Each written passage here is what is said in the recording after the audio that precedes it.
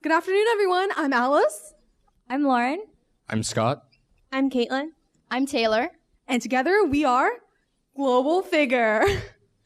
So when I look into the crowd, I see a lot of aspiring global figures, young, enterprising, brilliant minds. But think back to a time before your idea to change the world took off. You were probably, daydreaming. You had little resources to make your, dreams come true. And you might have realized that you weren't alone.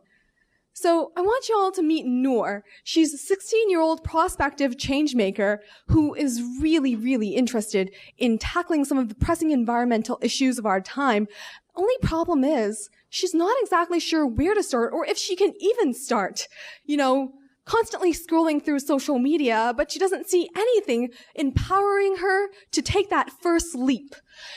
This is her thought process. And it seems like she's always wanting to, push off taking action until the near future. That's what she says. But what if there was a solution that was tailored to Noor and everyone that has a piece of Noor in them right now? I started Global Figure because I was desperate. I wanted a platform to see what I had in my mind being launched out into the world without delaying. So here's the problem. People under 18, like us, are especially disadvantaged because we don't have a sustainable source of funding, and it's time we solve that right now.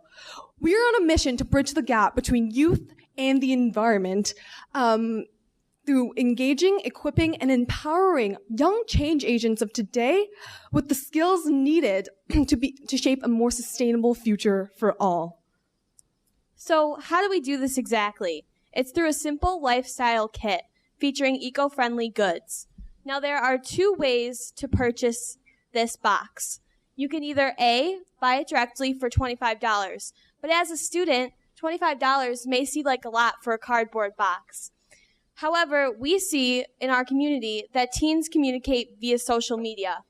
We think that if through social media they can talk about causes that we care about and that are happening in the world through social media and get only 25 of their friends each to donate only $1, then they would receive the box. We're looking to form young entrepreneurs who are aware of their community, a global figure. These global figures would spread the word to their friends and help the cause not only of the box, but to spread social awareness. So these global figures are really at the soul of our organization because we've developed this sort of multifaceted trifecta. So the individuals themselves start out, but they're not just purchasing this lifestyle kit. They are purchasing this community. They are purchasing this whole lifestyle. And through this, people like Noor can purchase this kit and instantly be connected to this community. And therefore, we are starting a movement of young change makers. And from that community, they can drive inspiration.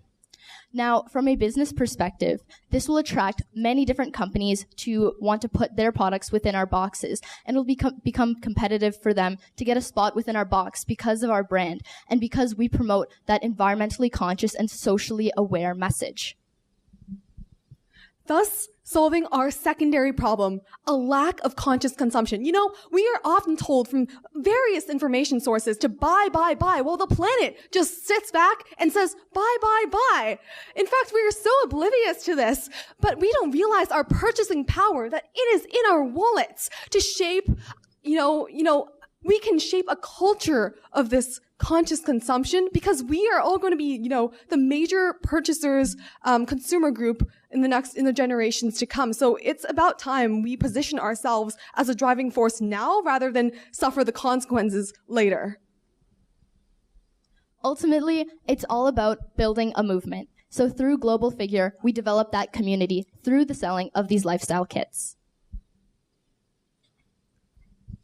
So because we are a nonprofit organization, a major part of our organization is about giving back. And one of the ways in which we do that is through highlighting a specific issue within each box. So throughout the year, we'll have 4 different types of boxes. So they'll be seasonal. And each box within that season will highlight a specific issue. So all the boxes of one season, for example, might represent clean water.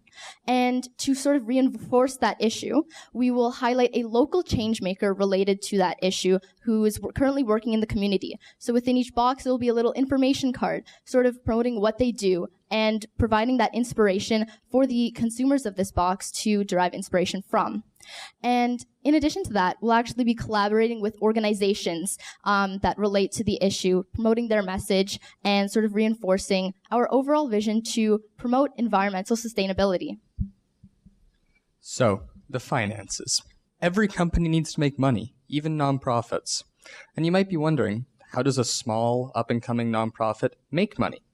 Well, we started off by planning out our expenses for 5 months, and we did it by category and the cost of the expense, and then that expense after tax. And as you can see, we did this for each and every month.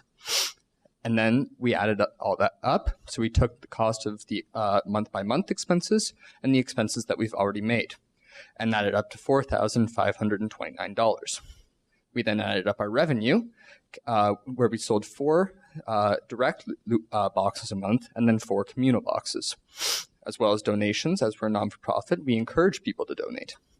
And you might be wondering, what's this use of the database/website category? Well, we plan to implement a database of sustainable products where people will look at them and then they can click on the links, which will grant us revenue from that. As well, if somebody buys those products, we get a cut of the sales, as well as government grants and charitable events. And then so adding this all up, we can see that our total revenue for these 5 months would be $1,401. And this is our long-term investment goal, so we're not going to go in too much detail about this because it's very daunting and it's very long-term, as you can see.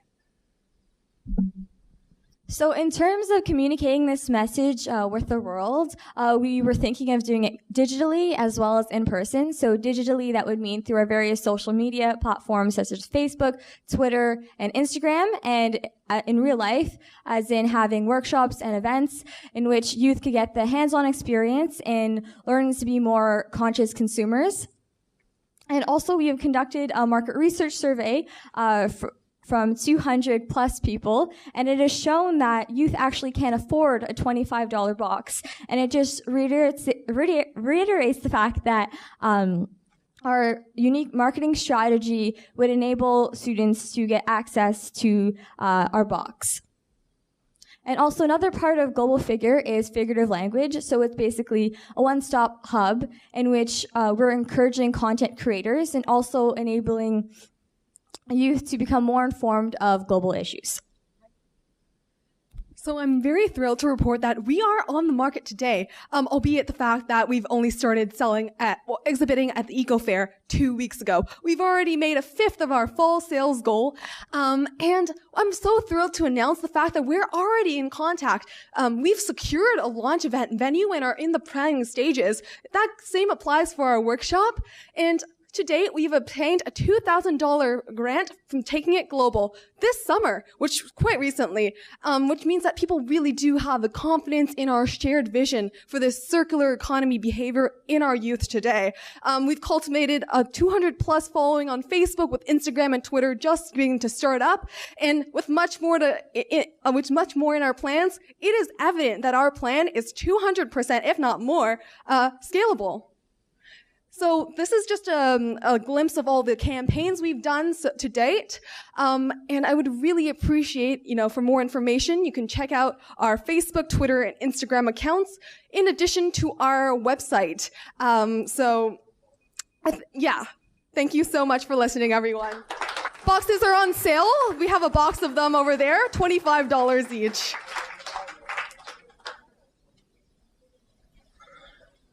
Really good job, guys. And first I want to say strong delivery. So very good. I'm very convinced. And in fact, I want to buy one of these.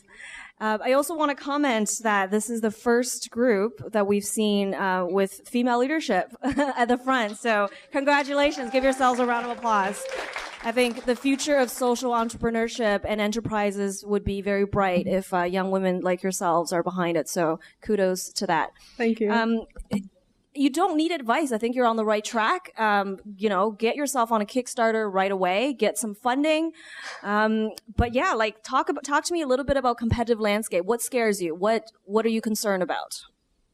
Well, I think the fact that, subscription boxes are not targeted toward youth in general, but also, I guess that's a market that we have to break into. When I pitch the idea to our peers and say, this is sort of like a subscription box, but not quite, they sort of take a step back and say, first of all, I've never really, thought of myself as a subscription box and also a subscription box consumer. And also the fact that subscription boxes are predominantly for women in their 30s and 20s. So it's like, it's hard to appeal to all youth. But I think our biggest, what frightens me the most actually is what I touched upon, this disposable culture of consumption, fast fashion being one of them. I feel like we're up against so many large brands that, say, here's a $5 t-shirt. It's bang for your buck, but we don't take enough time to consider the wider ramifications of this. And I think, it'll take a long time for us to educate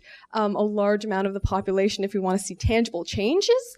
So yeah, that frightens me. It's like going head to head against this like rapid outsourcing.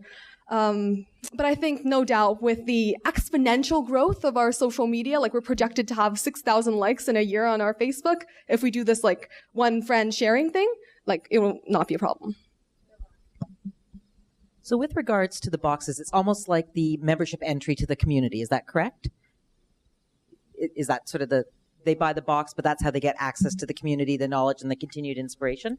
Yeah, so once you make that purchase, you'll be instantly connected with various resources. So you'll be connected with figurative language, that online hub, and you'll also be able to contact other youth who share this vision, who have also purchased this box and have similar values. And then you mentioned focusing in on some interesting, innovative people within the area. So are these going to be sort of geographically localized in the future? So it's change makers in Southern Ontario and so on? Well, to begin, I think like we've already featured like Helen Lin. She does like female STEM work, and she's only like 16. But I think like yeah, it's good to start local. I know there are a lot of like huge ideas out there of like going to overseas, but I think it's good to start local and let that just organically ripple out and become an international movement without having us having to go and place ourselves in a foreign country first. So yeah, I think naturally we'll just start to see everyone getting on board. Can you clarify your revenue model a bit more? I didn't quite grasp how much, for example, you're charging one of these companies to be included in the box. Yeah, so most companies will, as we kind of touched upon, donate the product because as it starts to take off, they'll see that, all these other companies are getting all of this more sales because these people are seeing, I like this product, so now that I've tried the demo version that's in our loot box, I'll go to a store and buy more.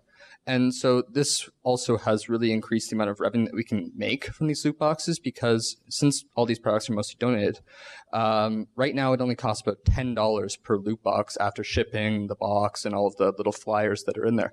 But as we start to mass produce, this will go down, of course. Thanks.